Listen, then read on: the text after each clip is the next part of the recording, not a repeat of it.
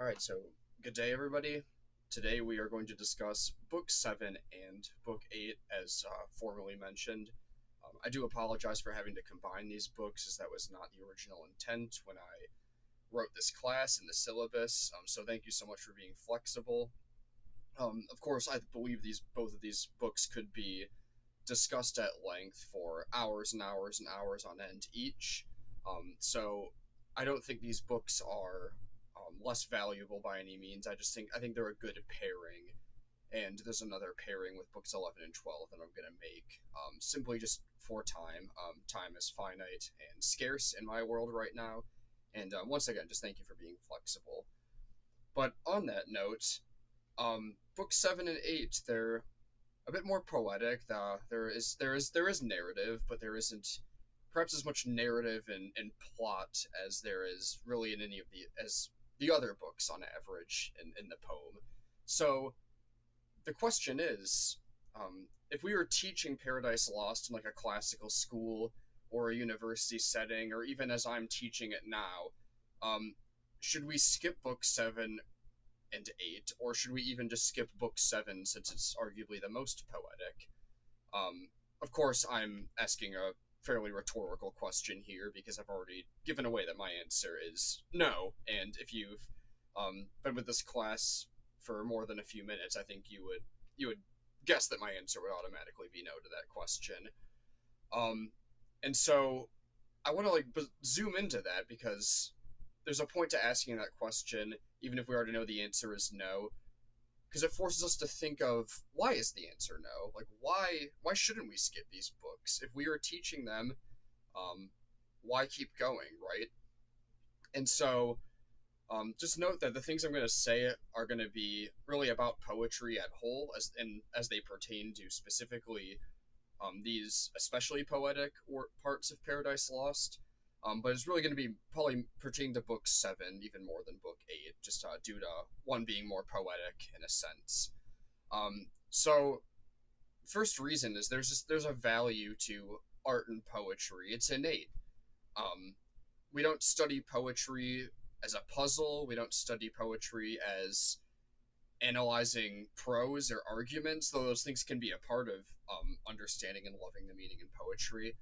But poetry is really worthy of being studied as an art form in of itself, um, even more so than really any other form of literature. It is artistic. It is like a painting, right? The great Roman Latin poet Horace, who wrote many odes, once said, "Ut pictura poesis," translated to English in my own translation attempt here is, "as in painting, so in poetry." So poems are really images more than anything else. They're not puzzles to be solved. They're not merely rational, but they work on us in ways that are different than that. Though analysis is good, and I think at some point you should sit down and try to analyze the poem, its meter, its rhyme, its mood, perhaps even its setting, its symbolism, of course, all worth analyzing. But you've got to let the poem wash over you and just work on you for a while. As T.S. Eliot said in his 1929 essay titled Dante, of course, commenting on the great medieval epic poet, Eliot says, "Genuine poetry can communicate before it is understood." Genuine poetry can communicate before it is understood. That's something I just want to write on the board of every poetry class. Is just that. Just hone in on that. That's what we're doing here. Just grab onto that. And I think there's a lot of just profound things to reflect on there, but we have to let the poem work on it. It's like go if you walked into the Sistine Chapel, right, and you looked at the ceiling.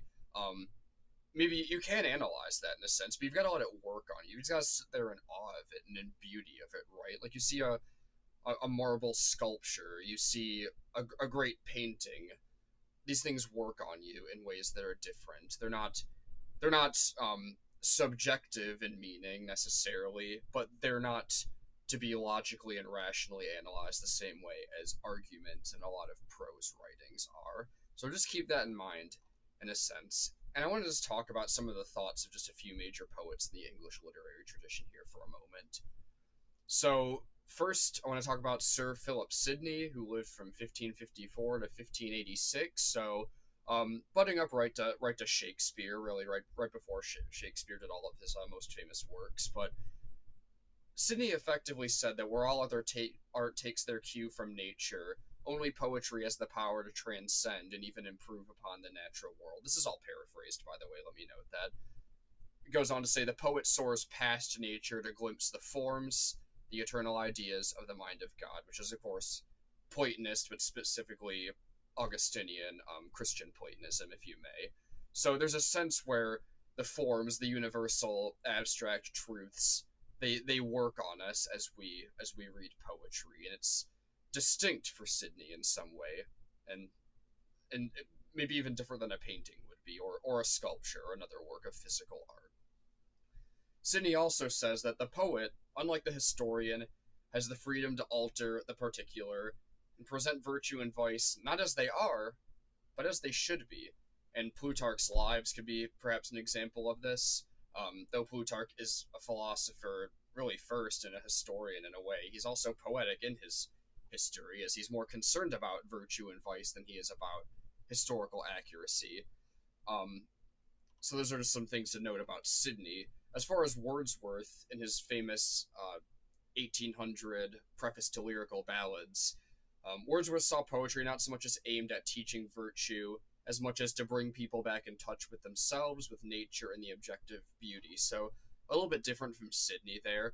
I think there's wonderful things to glean from both of them, and I'm not sure who is more right in this conversation, to be honest. I haven't decided yet. Perhaps you can ponder that, and we can talk about it in class or another time. But worth considering overall. And then, of course, I want to move on and talk about George MacDonald a little bit here, as I've mentioned him probably almost every class so far. Part of that's because I've been working through his essays. Well, I've already worked through his essays in the past couple of months, and just found a lot of relevant things. So from perhaps his best essay, in my opinion, The Imagination, Its Functions, and Its Culture, from 1867, he says, to inquire into what God has made is the main function of the imagination. It is aroused by facts, is nourished by facts, seeks for higher and yet higher laws in those facts, but refuses to regard science as the sole interpreter of nature, or the laws of science as the only region of discovery. And then he goes on to say, the imagination of man is made in the image of the imagination of God. So what MacDonald is really getting at here is that the imagination has faculties to be trained, just like reason. Reason and imagination, they both work together, but they're still distinct faculties. And one of the problems with our modern, especially postmodern world is that, and even in a lot of public education settings, is that reason is trained in a lot of ways, like solving math equations, understanding the hard facts of science. But the imagination is trained very poorly. Even most English classes are really about proper grammar and writing, which is great, but you should have that and literature, in my opinion. I teach literature at a classical school, and we make literature its own distinct discipline apart from grammar and composition for that reason, because we believe they both need to be trained very well and all the way in K through 12, all along the entire school system. And so I think that's really what MacDonald is getting at here. And then in his 1880 essay, A Sketch of Individual Development, MacDonald really talks about the relationship between science and poetry, and this is what he has to say. Poetry is as true as science, and science as holy as poetry, but young poetry is timid, and science is fearless, and bears with her a colder atmosphere than the other has yet learned to brave. It is not that Madame Science shows any antagonism to Lady Poetry, but the atmosphere and plane on which alone they meet, as friends who understand each other, is the mind and heart of the sage, not of the boy. And Wordsworth, similarly, in just one quick phrase, says, we murder to dissect, talking about that very specific aspect of taking a poem and instantly just dissecting it, turning it into a logic puzzle, trying to understand the symbolism in words and all this before really appreciating its aesthetic beauty. And these are all just things to consider as you study poetry. And I know I'll give more concrete examples later about specifically from Paradise Lost, but there's just things I want you to have in the back of your mind as you're going through this. Um, so, kind of digressing from that, going back to really the main point, I guess. Um, a second reason for really not skipping these books would be that Paradise Lost is an all-time great book of the English language. It is our great epic poem, and because of its long-standing production of great conversation for the past 300 and 350 years almost, or a little more than 350 years, um, we should trust that Milton had good reasons for writing these books and putting them exactly where he placed them in the poem. And we should trust that, learn from it. They don't have to be our favorite books. We can have criticisms of Milton as anybody, but we need to trust that there's a reason that they're here and that they're worth reading and that they're worth indulging and considering and pondering. Okay, so just moving on from those two reasons, I just want to kind of give some background here. So the language of creation here is going to be very biblical, and even the conversations about, you see this in book 8 with like God giving Adam specific decrees, like producing children, not partaking of the fruit of the tree of knowledge of good and evil, working and toiling and tilling the land, not toiling, I guess, because that's a negative connotation, but working the land, taking care of the garden. That's prelapsarian. That's not an effect of the fall. You see all this language, and it's very inspired by the King James version of the Bible, as opposed to the Geneva version. So at this time, 17th century, when Milton's living in, the Anglicans of the Church of England use the KJV. You read like the Book of Common Prayer, you see KJV quotations all over the place. Whereas the Puritans used the Geneva Bible specifically. They actually always translate the word king as tyrant, so tyrant almost kind of takes on a neutral connotation. Not always sure what to make of that, but fun fact for your consideration. But also, Shakespeare ties in with this as well in the biblical language and English translations that were used in the 17th century. So this is actually in contrast with Milton, but so Shakespeare's father was Catholic. Shakespeare may have been a closet Catholic, definitely a cradle Catholic. I mean, he would have been baptized and raised in the church, at least to some extent. But he actually lived in a house in London with continental Protestants that read from the Geneva Bible, and so that was really formative to him. And so if you notice in a lot of Shakespeare's dramas, he quotes from the Geneva Bible instead of the KJV, which is kind of interesting because Shakespeare, as far as we know, is pretty far away from Puritanism, and Milton, though wasn't Puritan when he wrote Paradise Lost, was at one point, but he seems to use the KJV more, and certainly in my observation. So just also noting, just with this creation account, Raphael is a limited narrator here, so obviously he wasn't present for the full creation, especially that of Adam and Eve, so just remember and keep that in mind as you read. But diving into Book 7, after that introduction, I want to just start with the first 12 lines of this poem and go from there. As soon as I get there, I should have marked my page, my apologies.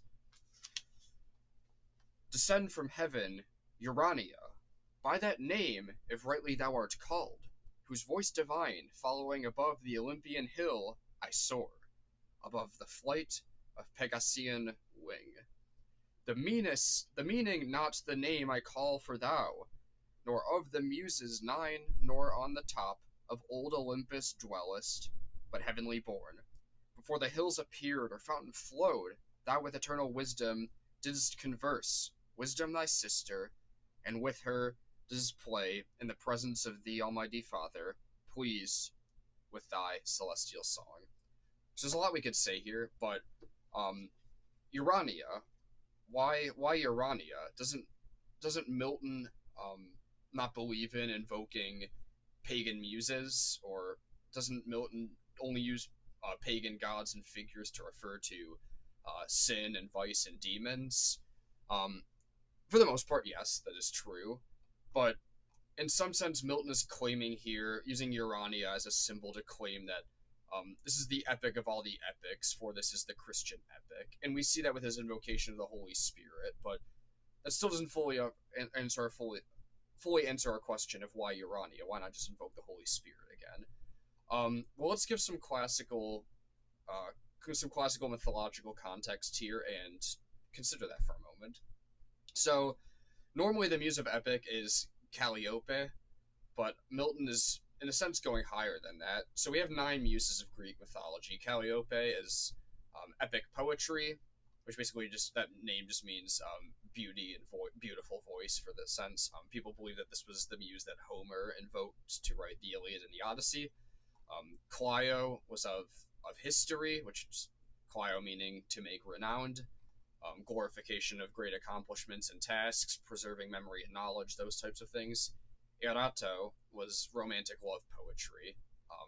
Eros being a desirous kind of love. It doesn't have to be some sort of negative connotation of like sexual lust or things like that, but just a passionate kind of love, erotic love. That's a classical sense. It wasn't negative as we often use it as today.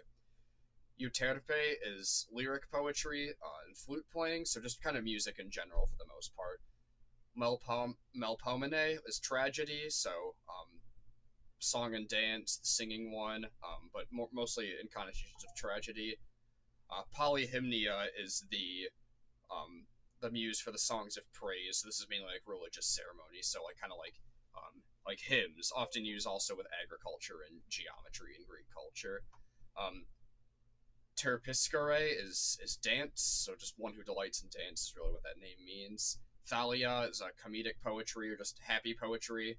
Um, Thalia meaning flourishing, or Thalo meaning flourishing. And then Urania, or Urania, if we want to pronounce it that way, is astronomy. So the heavenly one is really what Urania means. Like Uranos, and in Greek, that just is how we refer to heaven, like Uranoi, the heavens. You see this word used in scripture all the time if you read like the original Greek New Testament. But basically, there were these 9 muses, and they were nymphs that became goddesses, and these goddesses were the muses. And so, in a sense, here, Milton's reminding us that he's pulling from the same tradition as Homer and Virgil. He chooses to do that for some specific reason, but unlike them, he's pulling from the ultimate divine source. There's something that astronomy has to do with that, and astronomy, of course, has to do with the creation and cosmology and such things. There's a sense where he's pulling from there as well.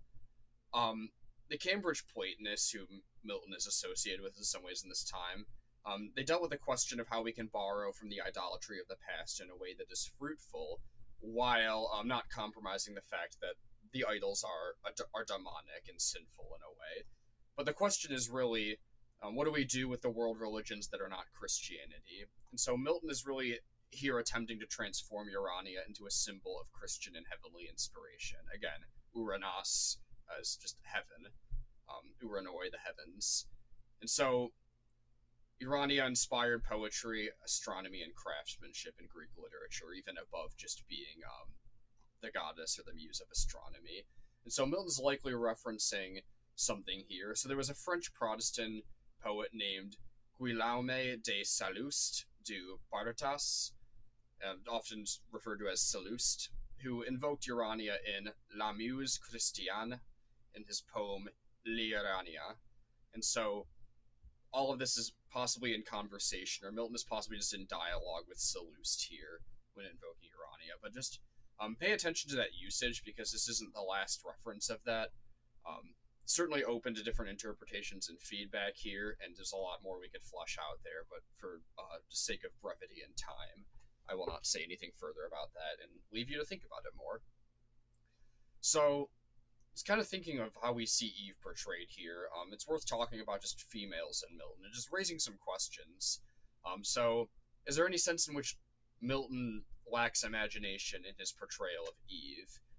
And does Eve represent all females to Milton, or is Eve just a particular instantiation of the female, or a particular kind of character who is the only one that Milton ultimately has to work with, because Eve is the only female that exists in this story. Eve's the only female before the fall in creation, and so this is the only human female character that Milton can put in here. So I think we have to be careful to be hasty of our judgment with how Milton portrays Eve. And of course, like postmodernism and third wave feminism is gonna beat this to death and probably suggest that we just burn every copy of Paradise Lost, which I think we all know they're wrong about that. But if we're hasty on our judgment, we can really fall into this sort of part of a whole kind of fallacy where we let one character in a piece of literature, um, who's just an instantiation of that often, represent the author's view of the entirety of that class of character. So Eve is a female. Milton writes Eve this certain way, but Eve is a female. She's not the only female. She's prelapsarian, so first of all, that's different than every other woman who was born after the fall. But we got to be careful to say that, oh, this is just how like Milton thinks of women because he's writing Eve this way. There's a lot of reasons why his views of Eve could be different than his views of women in general, right? How his view of prelapsarian women could be different than postlapsarian women. So you have to be careful of that. And this sometimes happens even with characters like Jane Studdick in That Hideous Strength. So some females today, even in Christian circles, according to one of my professors at Memoria College, have been offended by the portrayal of Jane Studdick in That Hideous Strength because they don't think she's a good representation of what female academics are actually like. And that's a fair point, but the problem is that C.S. Lewis didn't write Jane to be the exemplar of all female academics in the 20th or 21st century. He's just saying she's like her certain kind of 20th century female. She's a character in a story. She's bought into modernism, but she really goes through a whole conversion arc throughout the novel.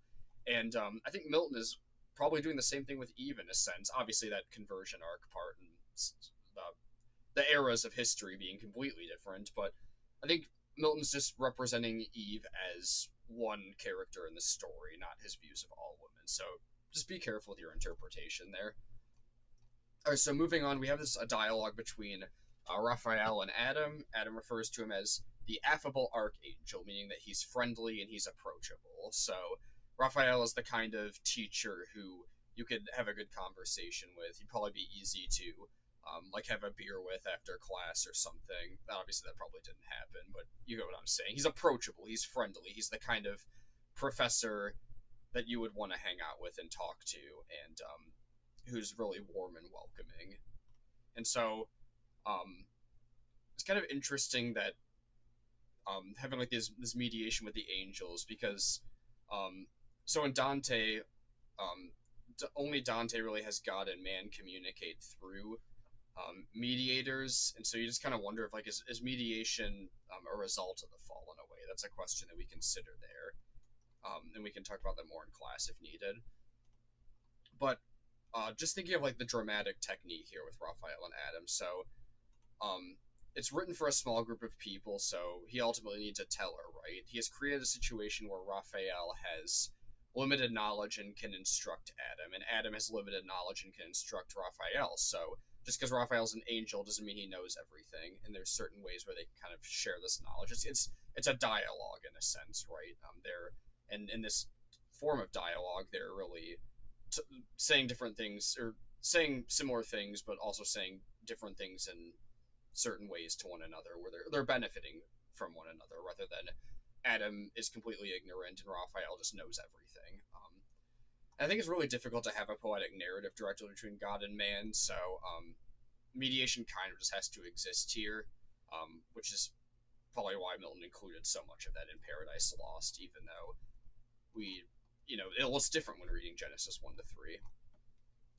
So another question I wanted to talk about is, what does pre-fallen education look like for Milton?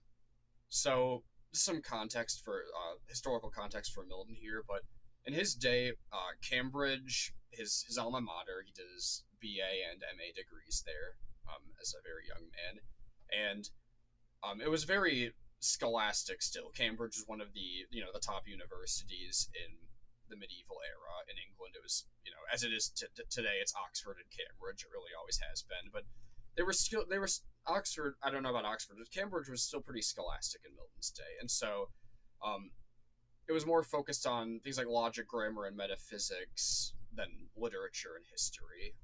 Those things would have been taught, I believe, but they wouldn't have been the emphasis as much. It was really in a way, Milton would say this, and I think I agree with Milton, is that the education might have been a little more out of balance. So Milton definitely thinks our education needs to be more rounded. Milton has a much more Renaissance humanist model rather than the medieval scholastic model. So, um, as the Renaissance humanist did, he thinks studying history is really important in education. And so the telos of studying history is to deeply understand the story of God's providence and where he has placed you in the story of humanity. And Raphael gives us examples within history because just like in Dante's Purgatorio, we need exemplars of virtue and vice, but we need examples of people that we can relate to in a sense. Um, where in the Inferno, no one is repentant, and in Paradiso, everyone is already completely freed from vice. Purgatorio gives us those examples, and there's a sense where Raphael is doing the same thing with the angels in this account of history. And you'll see a similar theme in a different way with Michael at the end of Paradise Lost. But for Milton, and watch my video for Milton's on of education if you want to get more into this. So I don't want to repeat myself too much here, but just remember that fallen education for Milton is about repairing the ruins of our first parents, Adam and Eve. So he's referring to that, and he wrote that treatise 20 years before he started writing Paradise Lost, so that was probably just always in his mind somewhere. But because of the consequences of the fall, and even especially the consequences of with the Tower of Babel, we have to spend a good chunk of our education learning how to read and write, learning multiple language, memorizing a ton of things because our memories are perhaps fallen away. It makes things a lot harder to learn, and it makes it so we just can't learn every culture. In fact, we can, in the grand scheme of things, most cultures we basically can't study at all because we just don't have time to focus on all of them. So for Milton, it was about really studying the Hebrews, the Greeks, and the Romans. And the point of that, Hebrew and Greek mainly to study the Bible, and then Greek and Latin to study and gain rich wisdom from the classical tradition. But this kind of leads to the question with all of this about history is, was the War of the Angels real history?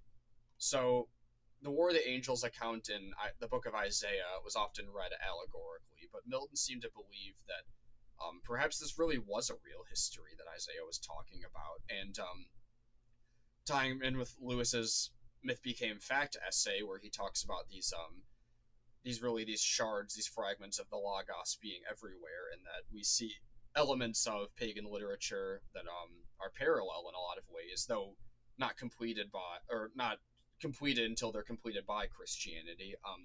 We see things that are similar in some ways, and so the War of the Titans, or the Titanomachy in Greek literature, that's the War of the Titans with Zeus and the gods that takes place at the beginning of early on in Greek mythology. In that story, we'll say. Milton seemed to believe that there was a parallel there, that they were getting at that because that really happened, and because we're made in the image of God, somehow people know that, and it comes out in their literature. So just all things to consider there.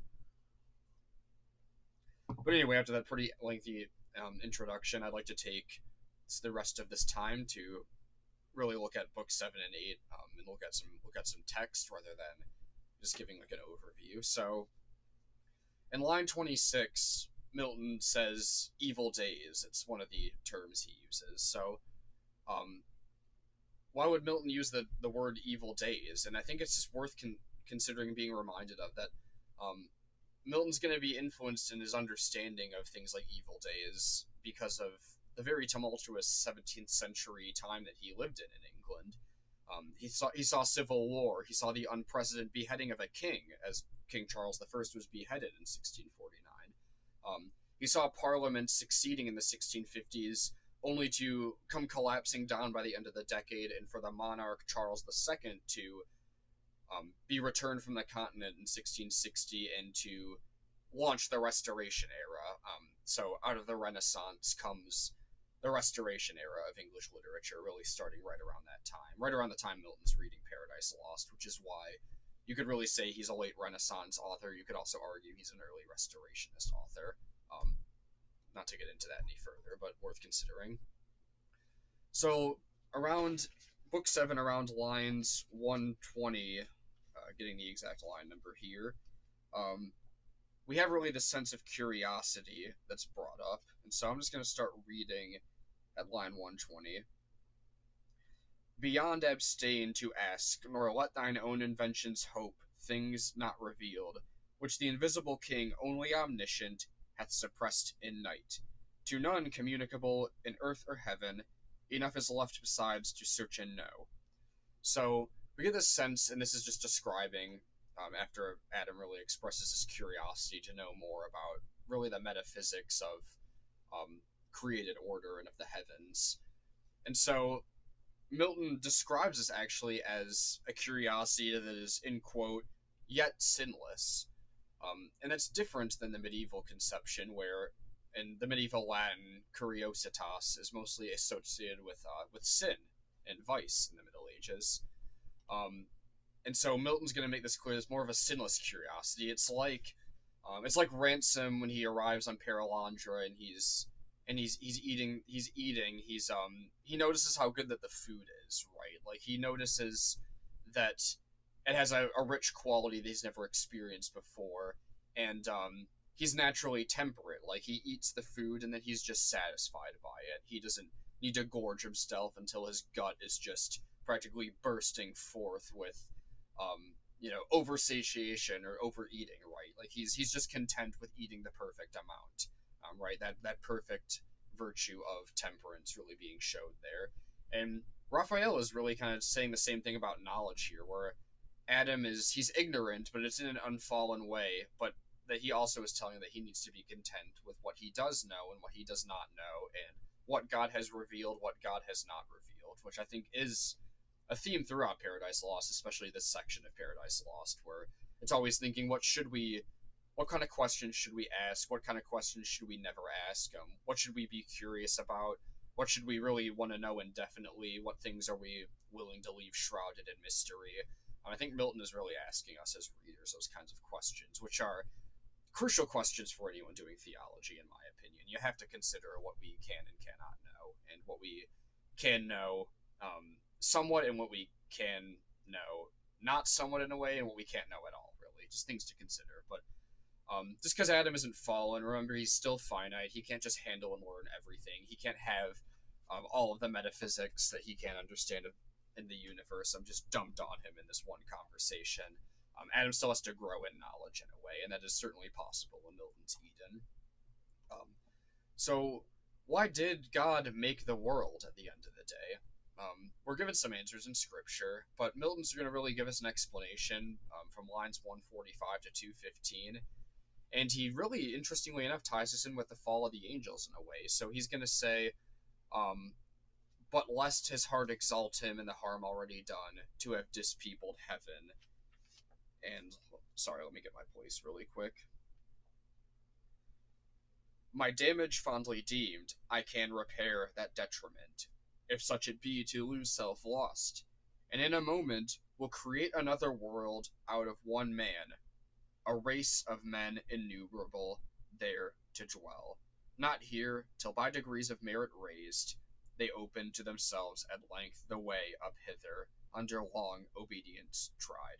And he continues to say more there, and I'm going to cut it off for time's sake, but this really raises a question where we might ask, were humans supposed to grow into a place where they could replace the fallen angels? Is that what's going on here? Is that at least part of why God created them? And I'm going to save this for class because it's an interesting one to discuss, but just have that question in your mind. It's an interesting question that we don't really get elsewhere, but that's what Milton's raising for us.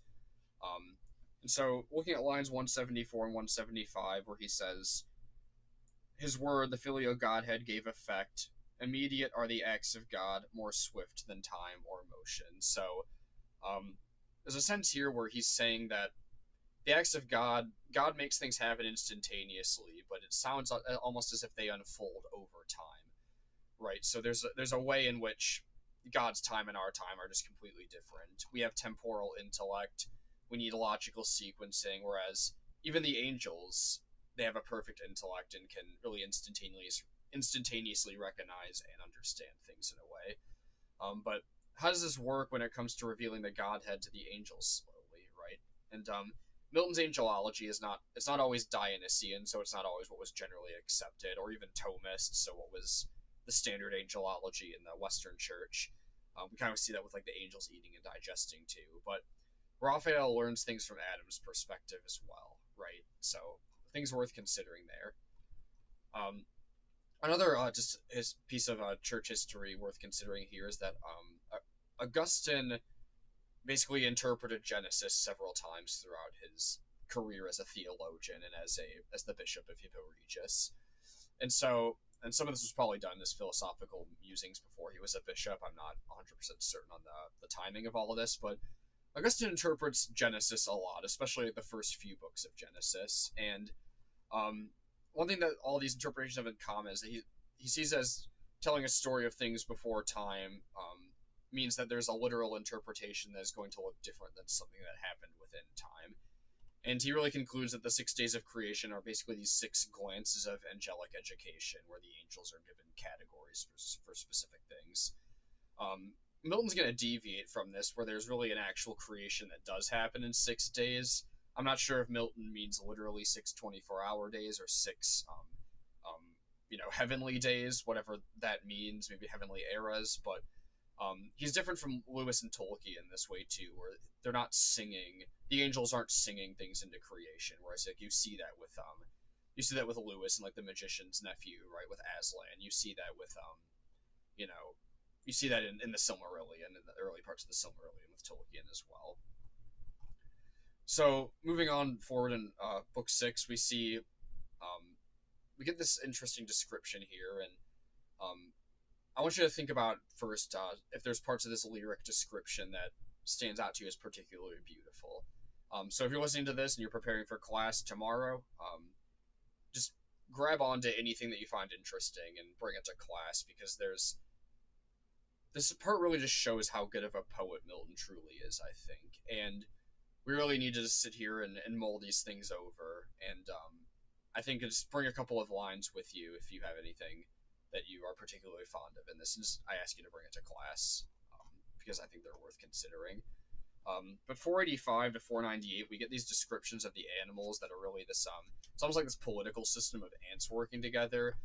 This is interestingly, I don't know if this is a direct influence or not, but in the 1940s and 50s, the fantasy author T.S. White did his own Arthurian adaptation, which was super common in that time. Even John Steinbeck did one, interestingly enough. Never finished it, unfortunately, but he did work on one and finished most of it. But there's this, when Arthur's being trained by Merlin in The Sword and the Stone, which is one of T.S. White's works, Arthur's learning about different political systems by being transformed into different types of animals and living among them. And this kind of reminds me of that, where like we see like the ants working together.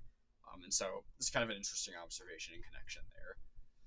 But I just wanted to talk about the end of this really quick too, and just reading lines 541 to 547 here really quick. All sorts are here that all the earth yields, variety without end.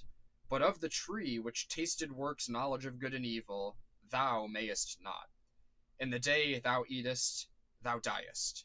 Death is the penalty imposed. Beware!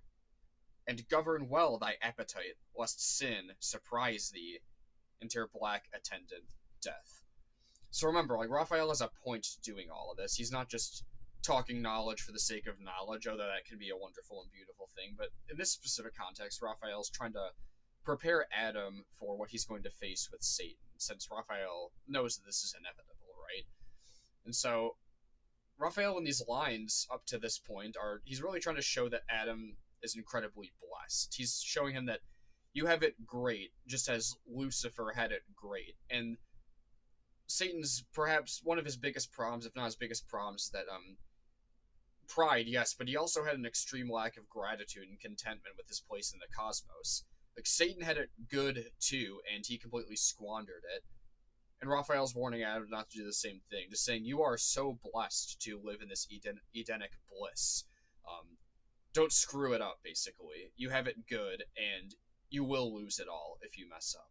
And he's warning him. He's being very clear and direct with him here. So it's like, kind of like trying to teach a kid from a very loving, well-off Christian family who perhaps he grows up classically educated. His parents are just really no human is perfect because of original sin, but they're just really virtuous parents, just really solid Christian people who raise their kids really well. A lot of the times these kids don't realize how good they have it until they encounter other people in life or they grow up and start facing their own hardships, and it's very hard to teach them this. And perhaps there's a sense where it's the same way with Raphael, and it's hard for Adam to see how good he has it in this sense because of a lack of comparison. Just something worth considering there. But just remember too with this that Eve has been here this whole time, right? She's hearing of these stories of warfare, the creation of the world, and now Adam wants to move on and talk about astronomy and science. Remember too, the Ptolemaic and Copernican views are still an open debate in England at this time. Galileo's locked up in Tuscany. Milton wants to learn from Galileo, but unfortunately he doesn't get to, so he's not really sure um, the exact way of looking at the model of the universe is really kind of up in the air for Milton. So you're going to see both of those in some sense or another. All right, so moving on to book 8. Um, so I want to read for you really quick the first 4 lines here, where it says, "The angel ended, and in Adam's ear so charming left his voice that he awhile thought him still speaking, still stood fixed to hear, then as new waked thus gratefully replied." And I'm not going to get to Adam's reply here, but um, the first 4 lines are actually a classical allusion here. So when Odysseus gives the story of escaping Scylla and Charybdis, um, it says that, and this is in Latimore's translation of the Odyssey, it says that they were stayed stricken to silence, held in thrall by the story. So there's a sense where this is like an even higher version of that, where Raphael's story was so compelling that um, it's just ringing in Adam's ear. Who knows how long Adam was actually just sitting there pondering what Raphael was saying, because he's so captivated by it that he's in a trance in a way, just like thinking about it. This is also much like in Apollonius of Rhodes' Argonautica, where Orpheus gives the creation account and the audience just remains silent because they're just pondering it so heavily that they can't speak, and they might not even be aware that the story has ended yet because it's so compelling. Something we should all want to experience, I think, from great literature. So Adam's curious about knowledge, and remember, curiosity isn't necessarily bad in Milton, but he calls out Raphael as a divine historian, really confirming that yes, that's Raphael's job, is he's a history teacher more than anything else. And this is really in contrast with Satan in a sense, who didn't remember his creation because he wasn't there, and he obviously uses that to have some phony arguments. But there's a sense here where like Adam's gonna get his own creation story in a way. But before we get to any of the further discussion, we get this description where Eve leaves to go enjoy the garden. Eve doesn't really care about astronomy, and here's a question for you that we're going to discuss in class, and it's, do you find that men are normally more abstract and that women are usually more practical in particular? Is this more personality than gender? Does this say something about gender, or does it say something more about just individualistic personality or upbringing, maybe, per se? You can't really show the personality types very diversely with 2 people, so that's of course one of the challenges here. Milton has to really make one more than the other, but is Milton saying something about the innate creation of man and woman and their distinct differences? Something I want to talk about in class. Um, so, sorry, just looking through my notes, going to move on from a couple of things just for the time's sake. But we kind of just get an interesting insight here where Eve she moves on here, and another one of the difficulties with Eve is that we never really get Eve without Adam. So she's created fully adult, and she's just like instantly married to Adam, right? And we could say that women function differently with their husbands than they do with a guy that they work with, or when they're alone, or with a friend who is like the husband of one of their female friends, right? One of their husband's friends. Like, it's different in a way. So Part of the reason Eve might be more practical in a way is just because of these conversations that happen within marriage. Like if in a healthy marriage, you have to sit down and talk about practical matters, and sometimes the man brings it up, and sometimes the woman brings it up. So all things to think about there. But I don't want to say anything more about that because I want to save it for class. So from lines 273 to line 520, as Adam's talking to Raphael, he's going to give us this framed narratival story of the account of his own creation and then the creation of Eve from his side. What I want you to think about while you're reading this, you can think about other things too, but one specific thing I want to draw you into is that is it a problem that Adam's going into this while Eve is wandering off? Just think about the narrative and the plot of Paradise Lost for a second. Like, Eve's going off to tend the garden, and Adam's just still hyper fixated on talking to Raphael, and he's not, even if he's not really getting into astronomy and science and metaphysics as much anymore, he's starting to really kind of go on and on and on about this creation account. And so, one, is this a problem? But two, if it is a problem, why didn't Raphael just cut him off? Like, is there any value to Raphael learning this from Adam? Or should he really have stopped and cut him off and commissioned him to go off and watch out for Eve as Satan is coming for them? So just think of that as you're going through. But at the end of the book, we do get Raphael giving Adam this final exhortation, which leaves us with the question of Raphael as an educator. But just think about that overall here. And by the way, I'm going to talk about Book 8 a lot in the class discussion. I probably want to focus on that more than Book 7, just because there's some things I want to visit and explore. So I'm sorry that I don't give a ton of Book 8 here, but we do get the exhortation here at the end. And starting at line 633, Raphael's final words to Adam are this: "Be strong, live happy and love, but first of all, him whom to love is to obey, and keep his great command. Take heed lest passion sway thy judgment, to do aught which else free will would not admit. Thine and of all thy sons, the weal or woe in thee is placed. Beware! I in thy preserving shall rejoice, and all the blessed. Stand fast, to stand or fall, free in thine own arbitrament it lies. Perfect within, no outward aid require, and all temptation to transgress repel." So Raphael's really leaving Adam with a lot here. He's saying, it's on you. I've given you all of the resources to properly educate you and teach you and warn you of these things. God's given you all of these good things which show you how blessed you are.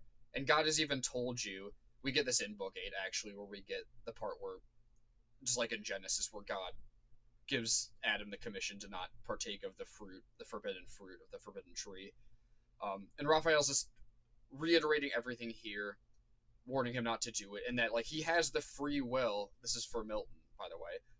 Milton says he has the free will to choose or to not, or to choose to do or to not do, to partake of the fruit or to not partake of the fruit, to obey or to not obey, right? Like, that's what Milton is drawing us into here.